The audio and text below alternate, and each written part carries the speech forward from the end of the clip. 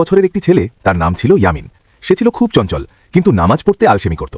তার মা তাকে বারবার বলতেন, বাবা নামাজ পড়ো, কবরের জীবন অনেক কঠিন। কিন্তু ইয়ামিন এসব কথা তেমন গুরুত্ব দিত না। একদিন সে তার দাদার সাথে কবরস্থানে গেল। সেখানে একটি নতুন কবর দেখে সে জিজ্ঞেস করল, দাদা মানুষ মারা গেলে এখানে কি হয়? দাদা গভীরভাবে বললেন, বাবা মানুষ যখন কবরের মধ্যে যায় তখন তার আমল অনুযায়ী শান্তি বা শাস্তি পায়। ভালো কাজ করলে কবর জান্নাতের বাগানের মতো হয়, আর খারাপ কাজ করলে কবর হয়ে যায় শাস্তির জায়গা। এই কথা শুনে ইয়ামিন একটু ভয় পেল। সেই রাতে সে একটি স্বপ্ন দেখল, সে নিজেই একটি অন্ধকার কবরে আছে, চারপাশে ভয়ঙ্কর পরিবেশ, আর সে সাহায্য চাইছে। হঠাৎ একটি কণ্ঠ শোনা গেল, তুমি দুনিয়ায় নামাজ পড়নি, ভালো কাজ করনি, এটাই তার ফল। ভয়ে কাঁপতে কাঁপতে ইয়ামিন ঘুম থেকে উঠে গেল।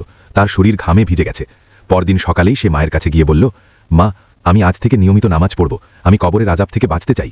তারপর থেকে ইয়ামিন 5 ওয়াক্ত নামাজ পড়তে শুরু করল, মিথ্যা বলা বন্ধ করল এবং সবার সাথে ভালো ব্যবহার করতে লাগল। মা খুশি হয়ে দোয়া করলেন, আল্লাহ তোমাকে সঠিক পথে রাখুন।